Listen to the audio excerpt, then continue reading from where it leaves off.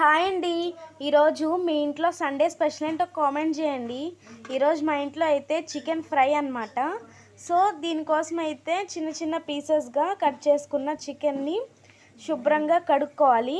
శుభ్రంగా కడుక్కున్న తర్వాత వీటికి కొంచెం సాల్ట్, పసుపు, కారం వేసుకోవాలి.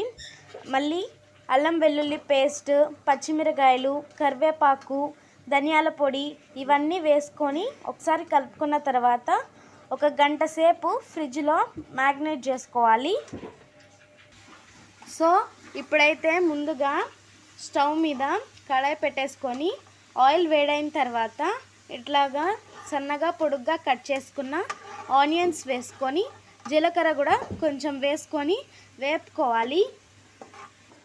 సో ఇప్పుడు మ్యాగ్నేట్ చేసుకున్న చికెన్ని ఒకసారి కలుపుకొని